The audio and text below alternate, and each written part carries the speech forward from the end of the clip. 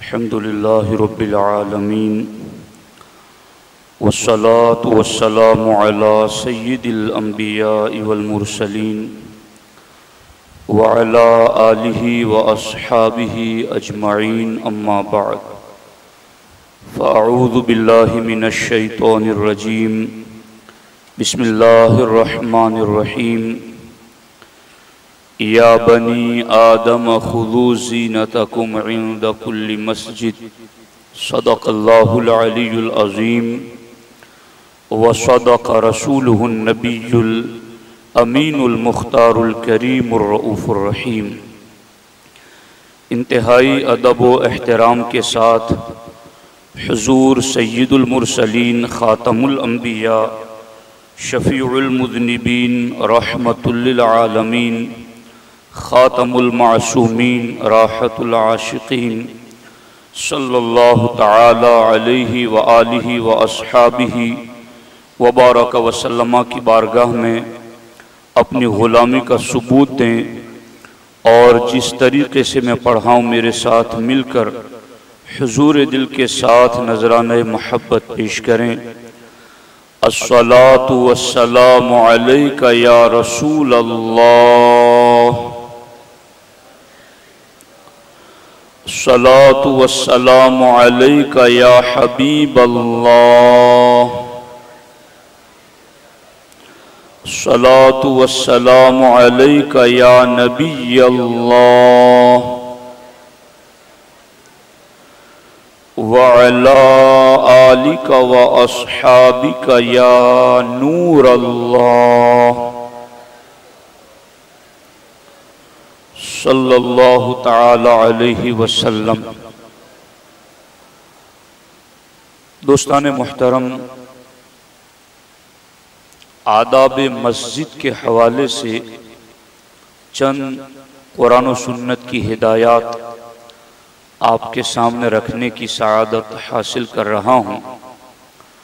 सूरतुल आराफ की आयत नंबर 31 में अल्लाह जल्ल मजदुहुल करीम इरशाद फरमाता है, या बनी आदम खुदू ज़ीनतकुम इंद कुल्लि मस्जिद, ए आदम की औलाद अपनी जीनत लो जब मस्जिद में जाओ। यानी जब तुम्हें मस्जिद जाना हो तो अच्छे लिबास में तहारत और पाकीज़गी की हालत में तुम मस्जिद जाओ। हज़रत इमाम आज़म अबू हनीफ़ा रदियल्लाहु ताला अन्हो नमाज तहज्जुद के लिए कीमती कमीस, पाजामा, अमामा और चादर ज़ेबे तन फरमाते थे। वो इतने कीमती होते थे कि जिसकी कीमत 1500 दिरहम थी। उस दौर के एतबार से उस लिबास की कीमत 1500 बनती थी। हज़रत इमाम आज़म अबू हनीफ़ा रदियल्लाहु ताला अन्हो हर रात तहज्जुद में ऐसा लिबास पहनते फिर नमाज अदा करते थे। जबकि हमारी हालत ये है कि हम किसी दुनियादार को मिलना हो और दुनिया के लोगों को दिखाना हो, किसी फंक्शन में जाना हो, तो उस वक्त हमारी हालत ये होती है कि हम खूबसूरत और नया लिबास पहनकर जाते हैं और अल्लाह की बारगाह में आना होता है तो मैला कुचैला या इसका किसी तरह का कोई लिहाज नहीं रखा जाता। तो मेरे दोस्तों, मस्जिद ये अहकमुल हाकिमीन का खुसूसी दरबार है। अल्लाह जल्ल मजदुहुल करीम ने मस्जिदों को ख़ास अहमियत अता फरमाई है। ये मस्जिदें क़यामत के दिन नूर की कश्तियाँ बनाई जाएंगी और अपने नमाजियों को अपने अंदर बिठाकर पुल सिरात से पार करके जन्नत के गेट तक पहुँचाएगी। ये मस्जिदें हैं जिनके बारे में अल्लाह के रसूल अलैहिस्सलाम ने इरशाद फरमाया, खैरु बिकाइल अर्दि मसाजिदुहा, के रुए जमीन पर सबसे ज्यादा अल्लाह को जो जगहें पसंद हैं वो मस्जिदें हैं। तो इस मस्जिद में आने का पहला अदब और इस मस्जिद का पहला हक अहले ईमान पर यह बनता है कि हम घर से मस्जिद के कस्द से निकले तो साफ सुथरे लिबास में आए, जितना हो सके इतना बन संवर करके अल्लाह की बारगाह में हाजिरी दिया करें। नमाज के कुछ ऐसे लिबास भी रखा करें कि जो हर किस्म की आलाइश और गंदगी से पाक हो और आपको उस पर 100% यकीन हो, ताकि उससे तुम्हारे दिल की हाजिरी पर भी फर्क पड़े। अब होते हैं लोग इस्तिंजा के लिए जाते हैं, क़ज़ाए हाजत करते हैं और बेएहतियाती बरतते हैं, तवज्जो नहीं देते, और फिर वही लिबास अगर पहनकर हम मस्जिद आ जाएं तो फिर हमारे लिए ये सबसे बड़ी बात होगी कि हम अल्लाह को मस्जिद में आकर नाराज कर रहे हैं। इसलिए मस्जिद आने का पहला अदब और पहला हक ये है कि हम मस्जिद आए तो घर से सज संवर करके जितना अपने बस में हो। इसमें मुंह का साफ करना भी शामिल है कि आप मिसवाक करके आए, मुंह से हमारे बदबू न उठ रही हो, इसलिए कि कई फरिश्ते ऐसे हैं जिन्हें अल्लाह ने कुरान का इल्म नहीं दिया। जब मोमिन नमाज में कुरान पढ़ता है तो वो नूरी मलाइक अपने नूरानी कान इस मोमिन के होंठ पर रखकर कुरान की तिलावत सुनते हैं। जब प्याज की लहसुन की बदबू मुंह से फूटती है तो उन फरिश्तों को तकलीफ पहुंचती है। तो घरों से मस्जिद को चलो तो न लिबास से बदबू आ रही हो, न मुंह से बदबू आ रही हो, न लिबास परागंदा हाल हो, बल्कि हत्तल वुसात अल्लाह की बारगाह में हाजिरी के लिए उसके हुजूर के शायान शान हमें मस्जिद में पहुंचना चाहिए। इस सिलसिले में जब हम मस्जिद पहुंच जाएं और कोई मकरूह वक्त नहीं है तो फिर हमें 2 रकात तहियतुल मस्जिद भी अदा कर लेनी चाहिए। अल्लाह के रसूल हुजूर सैयद आलम सल्लल्लाहु अलैहि वसल्लम मस्जिद नबवी में तशरीफ फरमा थे और सहाबा किराम भी बैठे हुए थे। इतने में हजरत अबू कतादा रज़ी अल्लाह ताला अन्हो फरमाते हैं कि हुजूर सहाबा के साथ बैठे थे तो मैं भी जाके बैठ गया, तो अल्लाह के रसूल अलैहिस्सलाम ने मुझे मुखातब होते हुए इरशाद फरमाया कि तुम्हें मस्जिद में बैठने से पहले 2 रकात पढ़ने से किस चीज ने रोका था? तुम मस्जिद में बैठने से पहले 2 रकात नमाज नफल तहियतुल मस्जिद तुमने क्यों नहीं पढ़ी? मैंने अर्ज किया हुजूर, मैंने आपको और दीगर लोगों को बैठे हुए देखा तो मैं भी बैठ गया। अल्लाह के रसूल अलैहिस्सलाम ने इरशाद फरमाया, जब कोई तुम में से मस्जिद में आए तो जब तक 2 रकात न पढ़ ले न बैठे।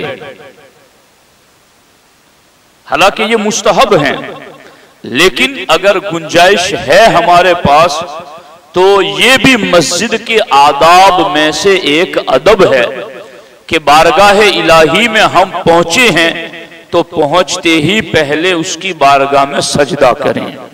और ये सरकार ने बाज़ाब्ता थोड़े सख्त लहजे में कहा कि तुम्हें बैठने से पहले 2 रकात पढ़ने से कौन सी चीज ने रोका था, तो क्यों बैठ गए तुम 2 रकात पढ़े नहीं? इसका मतलब सरकार ने बाद में ये बताया कि अब बैठने से पहले तुम 2 रकात पढ़ लिया करो।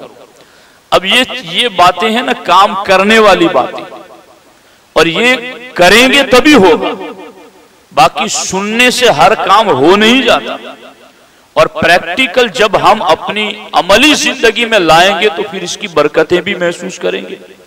तो मस्जिद में आने का पहला हक ये है, खुदू ज़ीनतकुम इंद कुल्ली मस्जिद, कि मस्जिद आओ तो सज संवर करके आओ।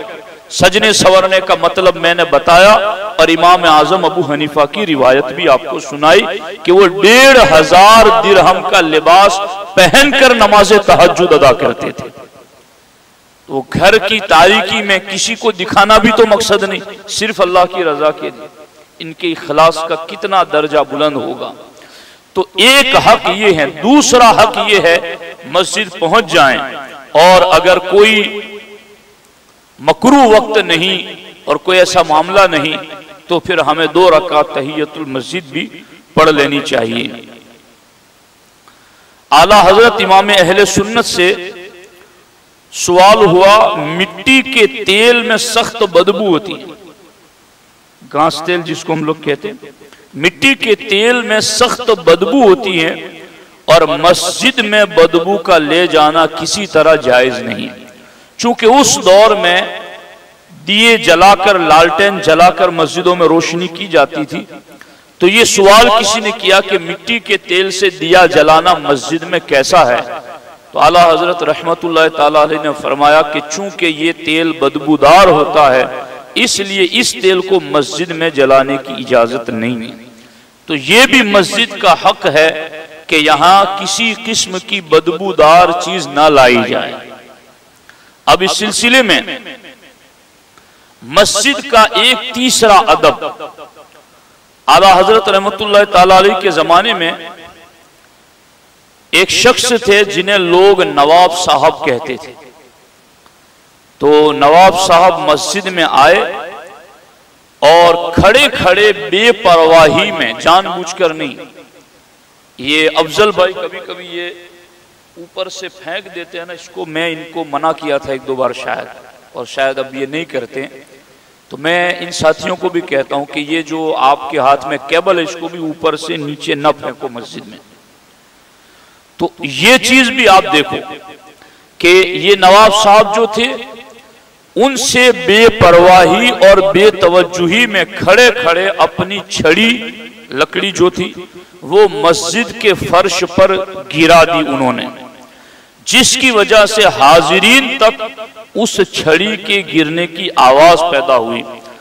आला हजरत फकीह फकीदुल मिसाल मुजद्दिद इस्लाम ने इरशाद फरमाया, नवाब साहब मस्जिद में जोर से कदम रखकर चलना मना है, फिर कहां छड़ी को इतनी जोर से डालना। मस्जिद में तो जोर से कदम रखकर चलना भी मना है, तो कदमों की आवाज पैदा होने की जब इजाजत नहीं है तो फिर आप अपनी छड़ी गिराकर आवाज पैदा कर रहे हैं, इसकी कहां से इजाजत होगी। नवाब साहब ने वादा किया कि इंशाअल्लाहु ताला आइंदा ऐसा नहीं करूंगा। तो मेरे भाइयों, मस्जिद में हम साफ सफाई करते वक्त भी इस चीज का ख्याल करें कि साफ सफाई कर रहे हो तब भी वो मस्जिद मस्जिद ही रहती है। इसलिए उस वक्त भी इस बात का लिहाज रहे कि कोई चीज ऐसी गिराए नहीं मस्जिद में कि जिसकी वजह से एक मस्जिद का भी एक एहसास है और मस्जिद को भी इससे तकलीफ पहुंचती है। मैं आपके सामने वो हदीस से भी पढ़ रहा हूं कि मस्जिद में इस तरह से जोर से कदम रखकर चलने से जो मना किया गया है, इसकी आखिर वजह क्या है और क्यों इस तरह से रोका गया है। देखिए, मस्जिद के सिलसिले में अब कुरान मजीद की ये आयत देख लें कि अल्लाह ताला ने आम सूरह लुकमान में एक आम हुक्म दिया है कि वक़्सिद फी मशीका वग़दुद मिन सौतिका। ये कुरान की आयत है। इसका तर्जुमा क्या है कि अपनी रफ्तार में मियाना रवि रखो, बहुत भागो नहीं, तेज तेज, बहुत जोर जोर से कदम रख के ना चलो, और ऐसा भी नहीं कि बिल्कुल सुस्त अंदाज में चलो, वक़्सिद फी मशी का दरमियानी चाल चलो, और वग़दुद मिन सौतिक, और अपनी आवाज को पस्त रखो। तो जब अपनी आवाज को और अपने चलन को, चलने के अंदाज को पस्त रखने का हुक्म आम जगहों पर है, तो फिर ये दरबारे इलाही है, ये अल्लाह की बारगाह है। इसलिए यहां पर भी अपनी आवाज को भी पस्त रखें और यहां पर अपने चलने के अंदाज को भी आहिस्ता और नर्म रखें, कि ऐसा नहीं कि जैसे कोई बहादुर चल रहा हो और खटाखट की आवाज पैदा करे मस्जिद के अंदर। यहां मैं आपके सामने एक रिवायत पेश करता हूं कि सहाबा किराम का इस हवाले से क्या अंदाज था। हजरत साइब बिन यजीद रज़ी अल्लाह ताला अन्हु फरमाते हैं कि मैं एक दिन मस्जिद में सोया हुआ था और अचानक मुझे ऐसा लगा कि किसी ने मुझे कंकरी मारी।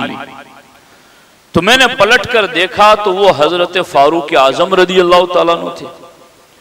तो मैंने उनकी तरफ मुतवज्जे हुआ मैं, तो उन्होंने मुझे इशारा करके कहा कि वो दो शख्स जो गपशप कर रहे हैं उन्हें मेरी तरफ लाओ। यानी हजरत उमर ने उन दो शख्सों को बुलाने के लिए जो मस्जिद में दुनियावी बातें कर रहे थे, शोर कर रहे थे, उन दोनों को बुलाने के लिए हजरत उमर ने जिस सोते हुए को जगाया उसे कंकर के जरिया, और उन दोनों को बुलाने के लिए कहा तो बोलकर नहीं, उंगली के इशारे से। और फिर जब वो दोनों हजरत उमर रज़ी अल्लाह ताला अन्हु की खिदमत में हाजिर आए तो आपने पूछा, मिन अयना अंतुमा, तुम दोनों कहां से ताल्लुक रखते हो, कहां के रहने वाले हो? उन दोनों ने कहा कि हम ताइफ के रहने वाले हैं। तो हजरत फारूक आजम रज़ी अल्लाह ताला अन्हु ने इरशाद फरमाया, अगर तुम मदीना के रहने वाले होते तो चूंकि अहले मदीना मस्जिद के आदाब जानते हैं, अगर तुम अहले मदीना होते तो मैं तुम्हें जरूर सजा देता कि तुम अल्लाह के रसूल अलैहिस्सलातु वस्सलाम की मस्जिद में आवाज बुलंद कर रहे हो। तो मेरे भाइयों, मस्जिद के ये आदाब हैं कि मस्जिद में आए तो अपनी आवाजों को पस्त रखें, और खास तौर पर जो दुनियावी बातों का मामला है वो तो बहुत ही ज्यादा सख्त है।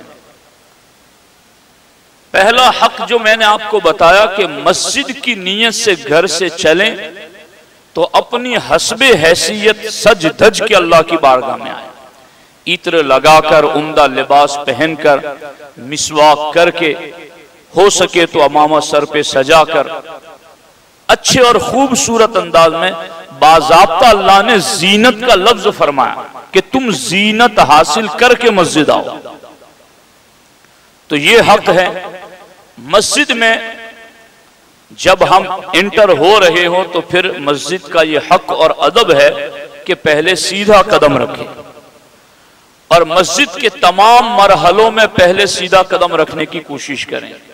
कि जैसे खारिज मस्जिद में आपने सीढ़ी से पहला कदम खारिज मस्जिद में रखा तो वहां भी सीधा कदम रखें, फिर वहां से मस्जिद में एंटर हो तो वहां भी सीधा कदम रखें, और हो सके तो हर सफ पर सीधा कदम रखते हुए आगे चलें। ये एक हक है। दुआ पढ़ करके मस्जिद में आए, और दुआ के साथ साथ नवैतु सुन्नतल एतिकाफ, ये भी मस्जिद में हाजिरी के वक्त पढ़ लिया करें। अब इसके साथ साथ अगर मस्जिद में आकर एतिकाफ की नीयत नहीं की और दुनियावी बातों में मसरूफ हो गए तो अल्लाह के रसूल अलैहिस्सलातु वस्सलाम फरमाते हैं, याती अलन्नासी ज़मानुन यकूनु हदीसुहुम फी मसाजिदिहिम फी अमरी दुनियाहुम फला तुजालिसुहुम फलैसा लिल्लाहि फीहिम हाजतुन। अल्लाह के रसूल अलैहिस्सलाम फरमाते हैं, लोगों पर एक जमाना ऐसा आएगा कि मसाजिद में दुनिया की बातें होंगी तो तुम उनके साथ ना बैठना। मसाजिद में दुनिया की बातें होंगी तो तुम उनके साथ ना बैठना, उनको अल्लाह से कुछ काम नहीं। यानी वो जो दुनिया की बातें मस्जिद में बैठकर कर रहे हैं वो कोई अल्लाह के लिए थोड़ी आए, उनको अल्लाह से क्या काम है। अल्लाह को राजी करने से इनका कोई काम नहीं है, अल्लाह की खुशनुदी से इनका कोई ताल्लुक नहीं है। फला तुजालिसुहुम, तो इनके साथ ना बैठा करो कि जो मस्जिद में बैठकर दुनियावी बातें करते हैं उन्हें इस हद तक जा करके इमामुल अंबिया सल्लल्लाहु अलैहि वसल्लम ने रोका है। अब यहां पर यह भी बात सुन लें, हमारे आका अलैहिस्सलाम ने फरमाया अज़्ज़िहकु फिल मस्जिद ज़ुल्मतुन फिल क़ब्र, के मस्जिद में हंसना ये कब्र में अंधेरा लाता है। तो फिर मजाक मस्खरी उसकी इजाजत कैसे हो सकती है।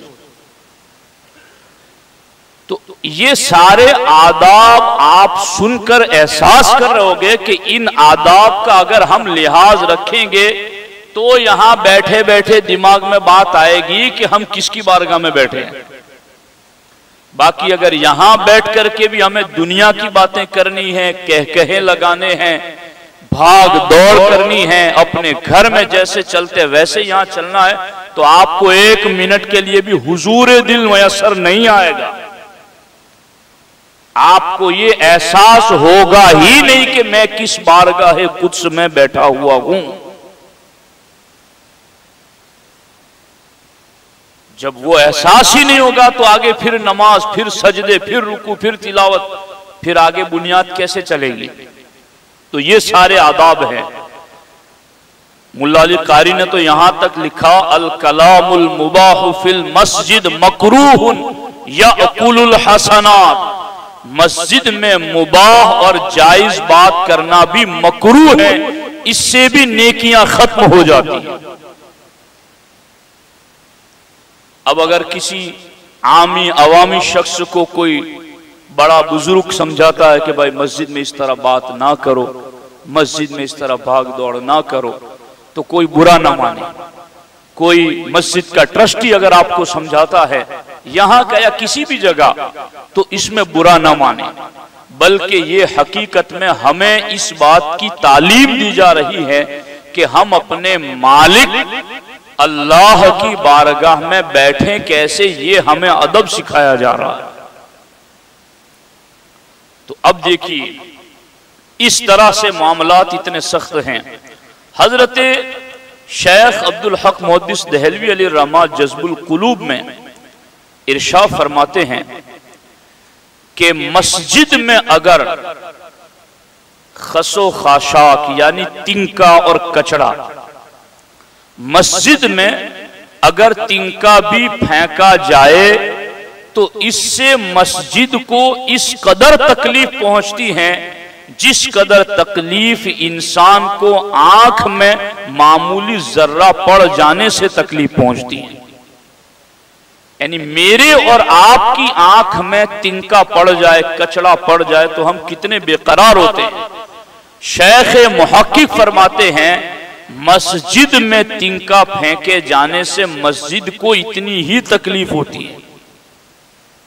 तो नाक साफ करके मस्जिद की चटाई को खराब करना या बैठे बैठे मस्जिद की चटाई को फाड़ना और उसके तिनके और उसके धागों को निकालना और बस बैठे बैठे उसी खेल में लगे रहना, तो ये कितनी सख्त तरीन बात है कि मस्जिद को तकलीफ पहुंचती है। और मैं इस पर यह हदीस जब से मैंने पढ़ी है एक मोहब्बत पैदा हो जाती है कि मस्जिद की सफाई में हम हिस्सा लिया करें। एक औरत मस्जिद नबवी की साफ सफाई किया करती थी। जब उसका इंतकाल हो गया तो उसे रातों रात दफना दिया गया और अल्लाह के रसूल अलैहिस्सलातु वस्सलाम को इस बारे में तकलीफ नहीं दी गई।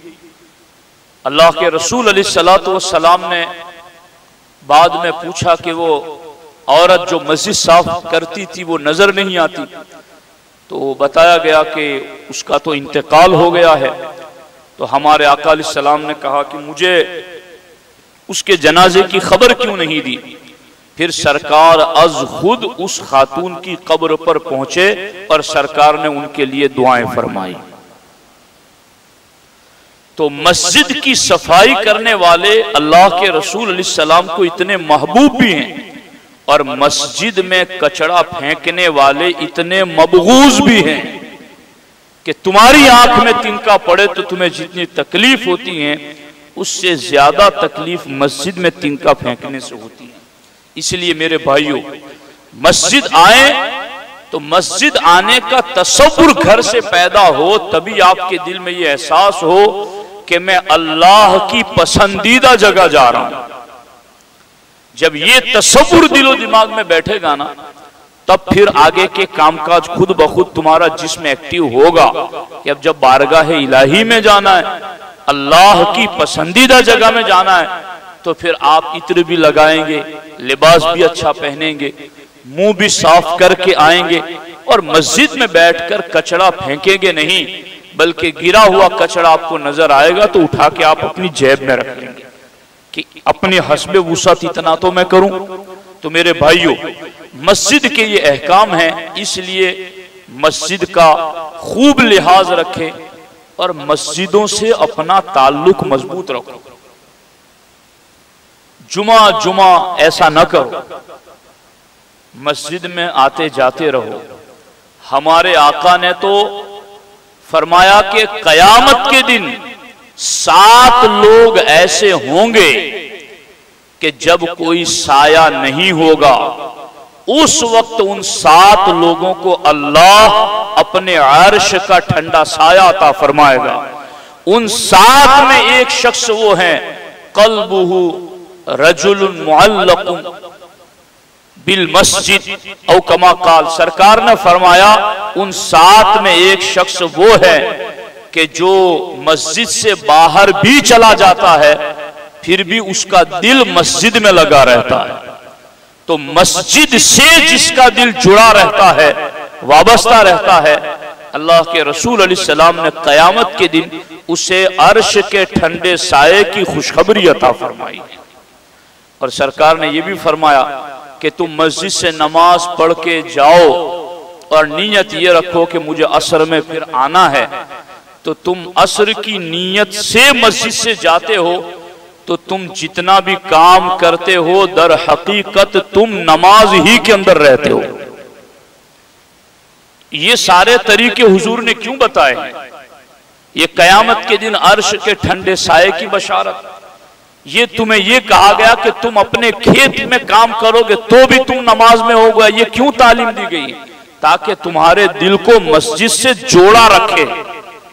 मगर मुसलमानों की हालत, जो हालत है आपके सामने वो आप देख रहे हैं। लोग नीचे से ऊपर आने को तैयार नहीं, बाहर बैठे हुए अगली सफे पुर करने के लिए तैयार नहीं। तो अब हर जगह के अपने आदाब होते हैं। तुम्हें खूब पता है लोगों की पार्टियों में बैठना कैसे है, क्या पहन के जाना है। तुम जिंदगी भर अल्लाह के बंदे होने के दावेदार रहकर खुदा की बारगाह के आदाब नहीं सीखे तो फिर अफसोस है ऐसी जिंदगी पर। इसलिए मस्जिद आओ तो ये जितने भी आदाब अर्ज किए, मेरी आदत है एक टॉपिक पर बात करता हूं फिर उसको 1-2 साल तक फिर हाथ नहीं लगाता, चूंकि इतनी बातें और हमें रह जाती है बयान करने के लिए। अभी पिछले 4 जुमा मुसलसल वालिदैन के हुकूक पर हमने गुफ्तगू की है। अब जिसे सुननी है वो यूट्यूब पर जाकर के सुने, अमल करें अपनी जिंदगियों में। अब हर जुमा तो ये चीज बयान नहीं होगी, हर वक्त तो आपके कान पकड़ पकड़ के ये बातें नहीं बताई जाएगी। तो इन बातों पर घेरा बांधते चलो, अमल करते चलो, इंशाअल्लाह इसका फायदा हमें दुनिया में भी मिलेगा और आखिरत में भी अल्लाह अता फरमाएगा। अल्लाह तबारक व तआला मुझे आपको सबको अमल की तौफीक अता फरमाए। अस्सलामु अलैकुम व रहमतुल्लाहि व बरकातहू।